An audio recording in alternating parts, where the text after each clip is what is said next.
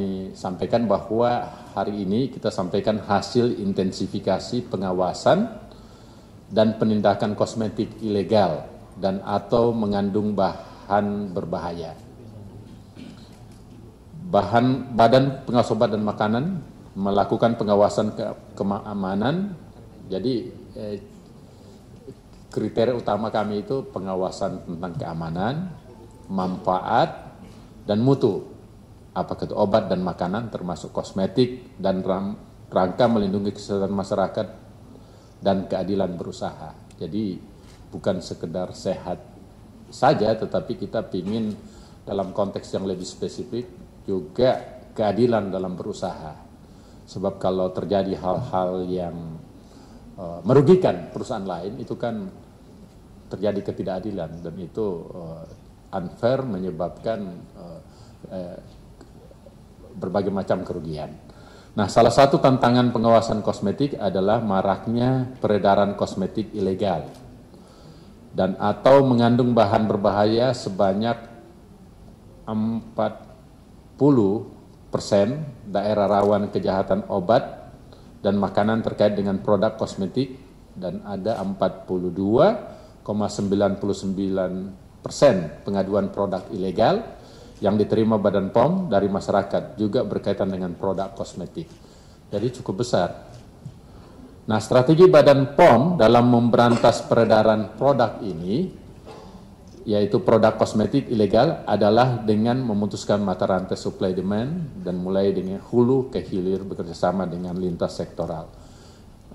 Saya juga baru ketemu Bapak Presiden tadi di acara musyawarah Rembuk Nasional. Pada saat kami keluar, ternyata ini salah satu yang disindir oleh beliau. Salah satunya katanya banyak ilegal ya yang berhubungan dengan kosmetik. Jadi itu maknanya beliau memerintahkan kepada Kepala Badan POM untuk lebih tegas. Nah,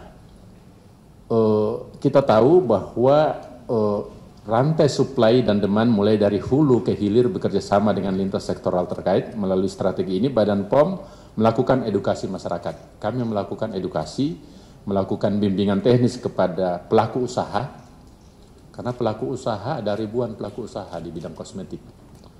Mulai dari retailnya, produksinya, dan sebagainya itu hampir 3.000 lebih ya, 4.000-an. Ya, karena kan ada UMKM, ada usaha kosmetik, ada retail, dan sebagainya. Jadi cukup besar. Dan termasuk bersinergi dengan pemangku kepentingan.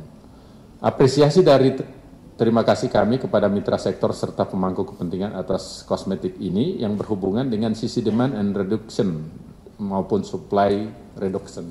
Nah, karena kita harus lihat dari konteks supply and demand-nya. Kalau kebutuhan besar, terus supply-nya juga besar, itu berpengaruh terhadap harga, berpengaruh terhadap ternyata signifikan juga terhadap aspek-aspek ilegal. Jadi, dan ternyata ini juga menjadi perhatian Presiden kita. Nah, hasil intensifikasi pengawasan dan penindakan ini perlu saya umumkan, tentu saya perlu bacakan karena ini sangat detail. Yang pertama, Badan POM melakukan pengawasan berdasarkan analisa risiko dengan memperhatikan tren peredaran kosmetik ilegal dan atau mengandung bahan berbahaya saat ini yang dinominasi oleh produk impor dan didistribusikan, dipromosikan di media online. Jadi mayoritas media online. Dan produk ini masuk secara impor dan ternyata bersifat ilegal. Kemudian sebagai salah satu bentuk strategi pemberantasan, Badan POM melaksanakan intensifikasi pengawasan dan penindakan yang diharapkan dapat memotong suplai kosmetik ilegal.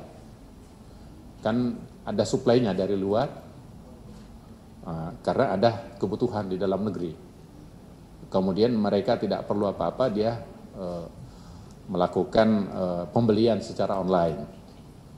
Dan atau mengandung bahan berbahaya. Selain ilegal juga ada faktor bahan berbahayanya.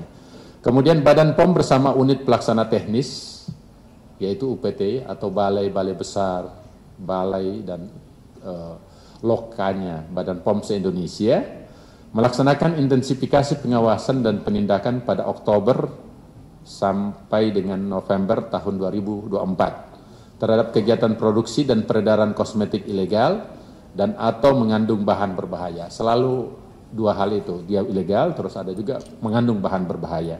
Berdasarkan hasil intensifikasi pengawasan dan penindakan pelanggaran serta dugaan kejahatan dengan nilai ekonomi temuan cukup signifikan terjadi di 4 wilayah, yaitu Provinsi Banten. Mungkin karena di situ ada pelabuhan ya. Kemudian Jawa Barat, Jawa Tengah, dan Jawa Timur. Intinya di Jawa.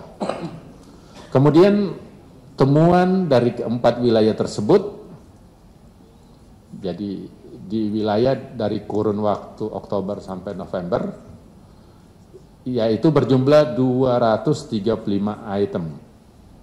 Jadi jenisnya ada 235 atau piecesnya, jumlah pieces atau berapa jenis dan berapa jumlahnya.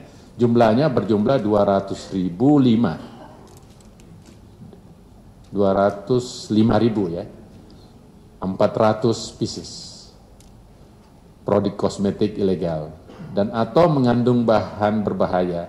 Total nilai ekonominya mencapai 8.990.348.000 rupiah. Itu nilai ekonomi. Belum kalau kita nilai ekspektasi kerusakan yang diakibatkan tentu lebih besar. Rincian ini, nilai ekonomi ini teman berdasarkan wilayah dari yang terbesar yaitu mencapai lebih dari 4,59 miliar di Jawa Barat.